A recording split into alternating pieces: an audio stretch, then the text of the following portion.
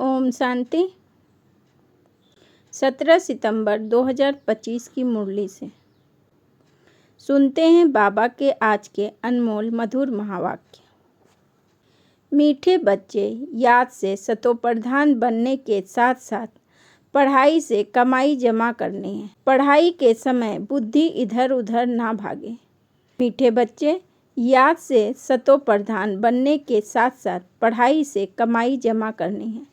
पढ़ाई के समय बुद्धि इधर उधर ना भागे।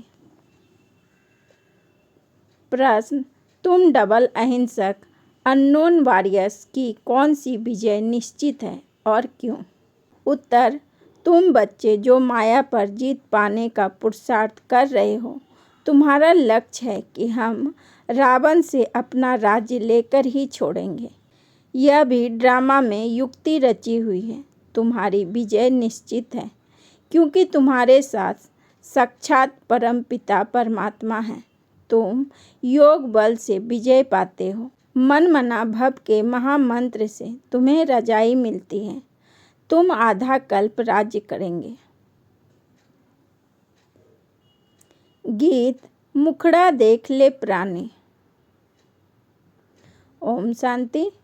मीठे मीठे बच्चे जब सामने बैठे रहते हैं तो समझते हैं बरोबर हमारा कोई साकार टीचर नहीं है।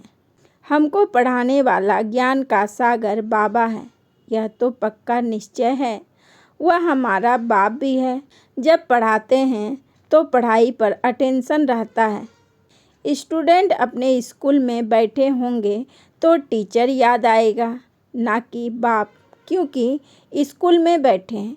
तुम भी जानते हो बाबा टीचर भी है। नाम को तो नहीं पकड़ना है ना, ध्यान में रखना है।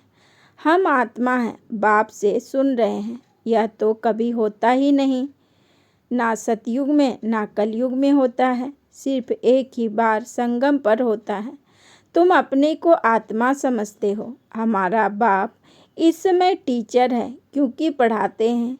दोनों काम करने पड़ते हैं। आत्मा पढ़ती है शिव बाबा से। यह भी योग और पढ़ाई हो जाती है।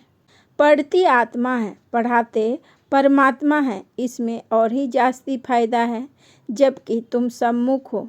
बहुत बच्चे अच्छी रीति याद में रहेंगे। कर्मातीत अवस्था में पहुँचेंगे तो वह भी जैसे पवित्रता की ताकत मिलती है।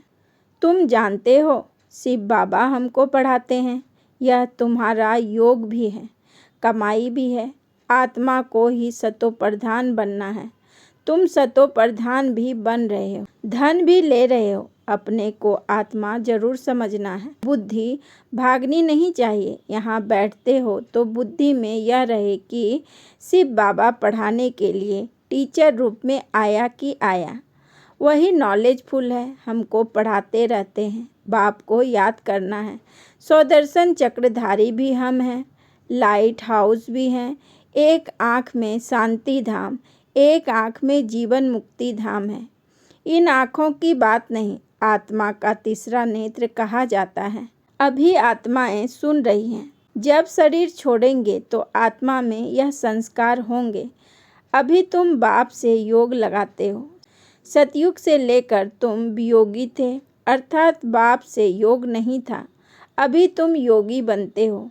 बाप के समान योग सिखलाने वाला है ईश्वर, इसलिए उनको कहा जाता है योगेश्वर। तुम भी योगेश्वर के बच्चे हो। उनको योग लगाना नहीं है, वह है योग सिखाने वाला परम पिता परमात्मा। तुम एक एक योगेश्वर योगेश्वरी बनते हो, फिर राज राजेश्वरी बनेंगे। वह है योग सिखाने वाला ईश्वर। खुद नहीं सीखता है, सिखलाते हैं। श्री कृष्ण की ही आत्मा अंत के जन्म में योग सीख फिर श्री कृष्ण बनती है। इसलिए श्री कृष्ण को भी योगेश्वर कह देते हैं क्योंकि उनकी आत्मा अभी सीख रही है। योगेश्वर से योग सीख श्री कृष्ण पद पाती है। इनका नाम फिर बाप ने ब्रह्मा रखा। पहले तो लौकिक नाम था, फिर मर्जीबा बनने हैं। आत्मा को ही बाप का बनना है। बाप के बने तो मर गए ना, तुम भी बाप द्वारा योग सीखते हो। इन संस्कार से ही तुम जाएंगे शांति धाम में। फिर नया पाठ प्रारब्ध का इमर्ज होगा, वहाँ यह बातें याद नहीं रहेगी। यह अभी बाप समझाते हैं। अभी पाठ पूरा होता है, फिर नए सिर शुरू होगा। जैसे बाप को संकल्प उठा कि मैं जाऊं, तो बाप कहते हैं मैं आता हूं और मेरी वाणी चलनी शुरू हो जाती है। वहाँ तो शांति में है। फिर ड्रामा अनुसार उनका पाठ शुरू होता है। आने का तो संकल्प उठता है, फिर यहाँ आकर पाठ बजाते हैं। तुम्हारी आत्माएं भी सुनती हैं। नंबरवार पुरुषार्थ अनुसार कल्प पहले मिशन, दिन प्रतिदिन वृद्धि को भी पाते जाएंगे। एक दिन तुमको बड़े रॉयल हॉल भी मिलेंगे, जिसमें बड़े बड़े लोग भी आएंगे। सब इकट्ठे बैठ सुनेंगे। दिन प्रतिदिन साहूकार भी रंग होते जाएंगे। पेट पीठ से लग जाएगा। ऐसी आफतें आनी हैं। मूसलाधार बरसात पड़ेगी तो सारी खेती आदि पानी में डूब जाएंगे। नेचुरल कैलेमिटीज तो आनी ही है। विनाश होना है। इनको कहा जाता है कुदरती आपदाएं। बुद्धि कहती है विनाश होना जरूर है। उस तरफ के लिए बॉम्ब भी तैयार है। नेचुरल कैलेमिटीज आदि फिर है यहाँ के लिए। उसमें बड़ी हिम्मत चाहिए। अंगद का भी मिसाल है ना, उनको कोई हिला ना सका। यह अवस्था पक्की करनी है। मैं आत्मा हूँ, शरीर का भान टूटता जाए। सतयुग में तो जब ऑटोमेटिकली समय पूरा होता है तो साक्षात्कार होता है। अभी हमको यह शरीर छोड़ जाए बच्चा बनना है। एक शरीर छोड़ जाए दूसरे में प्रवेश करते हैं। सजाएं आदि तो वहाँ कुछ है नहीं। दिन प्रतिदिन तुम नज़दीक आते जाएंगे। बाप कहते हैं मेरे में जो पाठ भरा हुआ है वह खुलता जाएगा। बच्चों को बताते रहेंगे। फिर बाप का पाठ पूरा होगा तो तुम्हारा भी पूरा हो जाएगा। फिर तुम्हारा सतयुग का पाठ शुरू होगा। अभी तुमको अपना राज्य लेना है। यह ड्रामा बड़ा युक्ति से बना हुआ है। तुम माया पर जीत पाते हो। इसमें भी टाइम लगता है। वो लोग तो एक तरफ समझते हैं कि हम स्वर्ग में बैठे हैं, यह सुखधाम बन गया है। दूसरी तरफ फिर गीत में भी भारत की हालत सुनाते हैं। तुम जानते हो यह तो और ही तमोप्रधान हो गए हैं। ड्रामा अनुसार तमोप्रधान भी जोर से होते जाएंगे। तुम अब सतोप्रधान बन रहे हो। अब नज़दीक आते जाते हो। आखिरी विजय तो तुम्हारी होनी ही है। हाहाकार के बाद फिर जय जयकार होगी। घी की नदियाँ बहेगी। वहाँ घी आदि खरीद करना नहीं पड़ेगा। सबके पास अपनी गायें फर्स्ट क्लास होती है। तुम कितने ऊंच बनते हो। तुम जानते हो वर्ल्ड की हिस्ट्री ज्योग्राफी फिर रिपीट होती है। बाप आकर वर्ल्ड की हिस्ट्री रिपीट करते हैं। इसलिए बाबा ने कहा यह भी लिख दो वर्ल्ड की हिस्ट्री ज्योग्राफी कैसे रिपीट होती है, आकर समझो। जो सेंसिबल होगा कहेंगे अभी आयरन एज में है तो ज़रूर गोल्डन एज रिपीट होगी। कोई तो कहेंगे सृष्टि का चक्र लाखों वर्ष का है, अभी कैसे रिपीट होगा। यहाँ सूर्यवंशी चंद्रवंशी की हिस्ट्री तो है नहीं। अंत तक यह चक्र कैसे रिपीट होता है वह भी जानते नहीं कि इन्हों का राज्य फिर कब होगा। राम राज्य को जानते नहीं। अभी तुम्हारे साथ बाप है। जिस तरफ साक्षात परम पिता परमात्मा बाप है, उनकी जरूर विजय होनी ही है। बाप कोई हिंसा थोड़े ही कराएंगे। किसको मारना हिंसा है ना। सबसे बड़ी हिंसा है काम कटारी चलाना। अभी तुम डबल अहिंसक बन रहे हो। वहाँ है ही अहिंसा परमो देवी देवताए धर्म। वहाँ ना लड़ते हैं ना विकार में जाते हैं। अभी तुम्हारा है योग बल, परंतु इनको ना समझने कारण शास्त्रों में असुरों और देवताओं की लड़ाई लिख दी है। अहिंसा को कोई जानते नहीं, यह तुम ही जानते हो। तुम हो incognito virus, unknown but very well known. तुमको कोई वारियस समझेंगे। तुम्हारे द्वारा सबको मन मना भव का पैगाम मिलेगा। यह है महामंत्र। मनुष्य इन बातों को समझते नहीं। सतयुग त्रेता में यह होता नहीं। मंत्र से तुमने रजाई पाई, फिर दरकार नहीं। तुम जानते हो हम कैसे चक्र लगा कर आए हैं।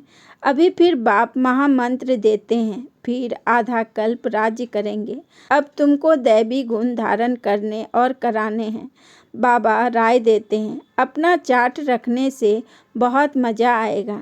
रजिस्टर में गुड बेटर बेस्ट होते हैं ना, खुद भी फील करते हैं। कोई अच्छा पढ़ते हैं, कोई का अटेंशन नहीं रहता है तो फेल हो जाते हैं। यह फिर है बेहद की पढ़ाई।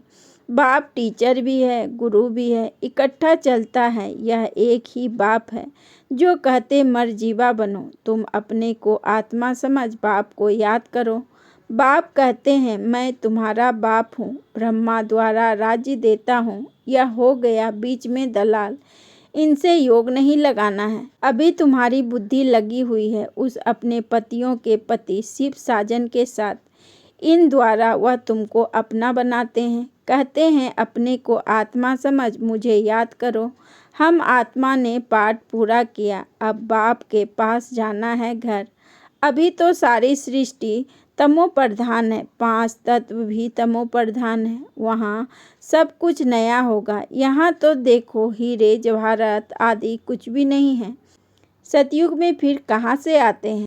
खानियाँ जो अब खाली हो गई है वह सब फिर से अब भरपूर हो जाती है। खानियाँ से खोद कर ले आते हैं। विचार करो, सब नई चीज़ें होंगी ना।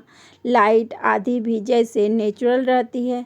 साइंस से यहाँ सीखते रहते हैं, वहाँ यह भी काम में आती है। हेलीकॉप्टर खड़े होंगे, बटन दबाया, यह चला, कोई तकलीफ नहीं। वहाँ सब फुल प्रूफ होते हैं, कभी मशीन आदि खराब हो ना सके। घर में बैठे सेकंड में स्कूल में वह घूमने फिरने पहुँच जाते हैं। कर्जा के लिए फिर उनसे कम होंगे। तुम्हारे लिए वहाँ सब सुख होते हैं। अकाले मृत्यु हो नहीं सकता तो तुम बच्चों को कितना अटेंशन देना चाहिए। माया का भी बहुत जोर है। यह है माया का अंतिम पंप। लड़ाई में देखो कितने मरते हैं। लड़ाई बंद होती ही नहीं। कहाँ इतनी सारी दुनिया, कहाँ सिर्फ एक ही स्वर्ग होगा। वहाँ ऐसे थोड़े ही कहेंगे गंगा पतित पावनी है। वहाँ भक्ति मार्ग की कोई बात नहीं। यहाँ गंगा में देखो सारे शहर का किचरा पड़ता रहता है। बॉम्बे का सारा किचरा सागर में बह जाता है। भक्ति में तुम बड़े बड़े मंदिर बनाते हो। हीरे जवाहरातों का तो सुख रहता है ना, पौना हिस्सा सुख है, बाकी क्वार्टर है दुख। आधा आधा हो फिर तो मजा ना रहे। भक्ति मार्ग में भी तुम बहुत सुखी रहते हो। पीछे मंदिर आदि को आए लूटते हैं। सतयुग में तुम कितने साहूकार थे, तो तुम बच्चों को बहुत खुशी होनी चाहिए। एम ऑब्जेक्ट तो सामने खड़ा है। माँ बाप की तो सर्टेन है, गाया जाता है, खुशी जैसी खुराक नहीं। योग से आयु बढ़ती है। अभी आत्मा को 100 का दर्शन हुआ है कि हम 84 का चक्र लगाते हैं, इतना पाठ बजाते हैं। सब आत्माएं एक्टर्स नीचे आ गए तो बाप सबको ले जाएंगे। शिव की बारात कहते हैं ना, यह सब तुम जानते हो। नंबरवार पुरुषार्थ अनुसार जितना तुम याद में रहेंगे उतना खुशी में रहेंगे। दिन प्रतिदिन फील करेंगे, क्योंकि सिखलाने वाला तो वह बाप है ना। यह भी सिखलाते रहते हैं। इनको ब्रह्मा को पूछने की दरकार नहीं रहती, पूछते तो तुम हो, यह तो सुनते ही हैं। बाप रिस्पॉन्ड देते हैं और यह सुनते हैं। इनकी एक्टिविटी कितनी वंडरफुल है, यह भी याद में रहते हैं। फिर बच्चों को वर्णन कर सुनाते हैं। बाबा हमको खिलाते हैं, मैं उनको अपना रथ देता हूँ। सवारी करते हैं तो क्यों नहीं खिलाएंगे। यह ह्यूमन अश्व है, शिव बाबा का रथ हूँ। यह ख्याल रहने से भी शिव बाबा की याद रहेगी। याद से ही फायदा है। भंडारे में भोजन बनाते हैं तो भी समझो हम शिव बाबा के बच्चे के लिए बनाते हैं। खुद भी शिव बाबा के बच्चे हैं, तो ऐसे याद करने से भी फायदा है। सबसे जास्ती पद उनको मिलेगा जो याद में रह कर्मातीत अवस्था को पाते हैं और सर्विस भी करते हैं। यह बाबा बहुत सर्विस करते हैं ना, इनकी बेहद की सर्विस है। तुम हद की सर्विस करते हो, सर्विस से ही इनको भी पद मिलता है। शिव बाबा कहते हैं ऐसे ऐसे करो, इनको भी राय देते हैं तूफान तो बच्चों को आते हैं, सिवाय याद के कर्मेंद्रियां बस होना मुश्किल है। याद से ही बेड़ा पार होना है। यह शिव बाबा कहते हैं, यह ब्रह्मा बाबा कहते हैं, यह समझना भी मुश्किल हो जाता है। इसमें बड़ी महीन बुद्धि चाहिए। अच्छा, मीठे मीठे सिकी लधे बच्चों प्रति माता पिता बाप दादा का याद प्यार और गुड मॉर्निंग। रूहानी बाप की रूहानी बच्चों को नमस्ते। हम रूहानी बच्चों की रूहानी बाप दादा को पदम गुना नमस्ते नमस्ते नमस्ते। Good morning. शुक्रिया बाबा, शुक्रिया। धारणा के लिए मुख्य सार। नंबर 1, इस समय पूरा मर्जीबा बनना है। पढ़ाई अच्छी तरह पढ़नी है। अपना चार्ट व रजिस्टर रखना है। याद में रह अपनी कर्मातीत अवस्था बनानी है। नंबर 2, अंतिम विनाश की सीन देखने के लिए हिम्मतवान बनना है। मैं आत्मा हूँ। इस अभ्यास से शरीर का भान टूटता जाए। वरदान, देह भान का त्याग कर निक्रोधी बनने वाले निर्माण चित्त भव। देह भान का त्याग कर निक्रोधी बनने वाले निर्माण चित्त भव।